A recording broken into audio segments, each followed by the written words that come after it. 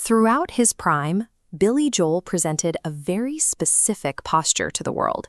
He played the part of the streetwise tough guy, the boxer, the blue-collar rock and roller you might find holding court in a Long Island diner.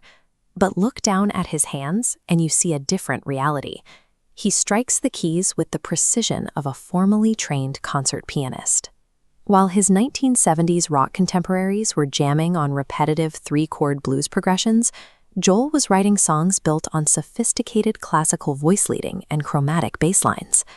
The engine of his entire songwriting career runs on this tension.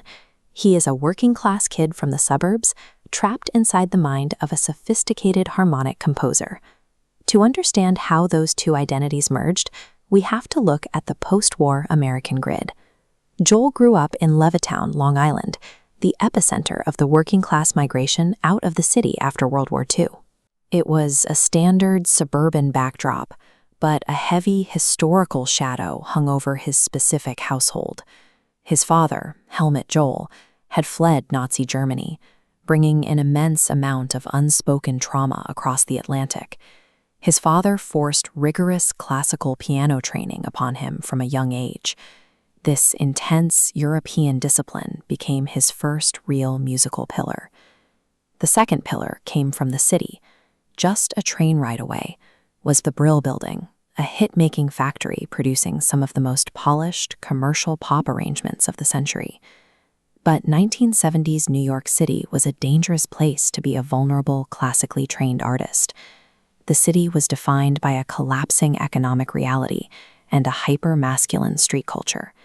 Adopting that leather-clad defensive armor was a necessary survival mechanism. It allowed him to protect his complex interior while navigating a cynical environment.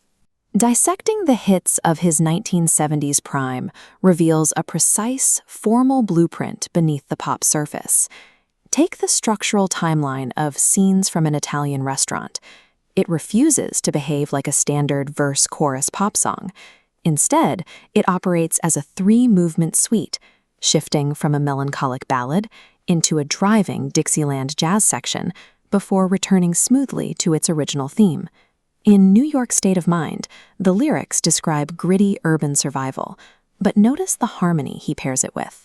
By using these complex major seventh chords and jazz-inflected transitions, he elevates a dirty city into an object of high art romance. And here in the track Vienna, he leans on what music theorists call a minor four-chord suspension. The tension of holding that specific note creates a physical sense of existential weight, matching his lyrics about the uniquely suburban anxiety of never feeling secure. His ultimate gift lay in using these emotionally manipulative classical harmonies to subvert and elevate the surface-level meaning of his lyrics.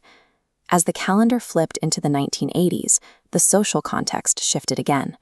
The Reagan era began, defined heavily by the bitter cultural hangover of the Vietnam War. In response to rising economic anxieties and the decline of the American industrial heartland, Joel's defensive persona grew thicker. You hear it in the track All in Town. He programs the piano to play a rigid, mechanical pulse, designed to mimic the relentless, grinding sound of a factory floor. He had mastered the ability to package devastating sociological truths, like a broken social contract, inside flawlessly melodic, radio-friendly pop vessels. Joel acted as a musical journalist, documenting the exact psychological textures and economic realities of the people in the outer boroughs.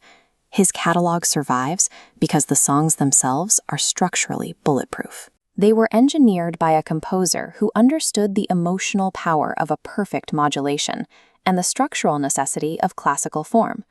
By placing the struggles of local factory workers and suburban couples inside these sophisticated structures, he granted their quiet, everyday lives a sense of permanence. He transformed their anxieties into a lasting musical record. This was brought to you by Notes and Silences. Thank you for listening.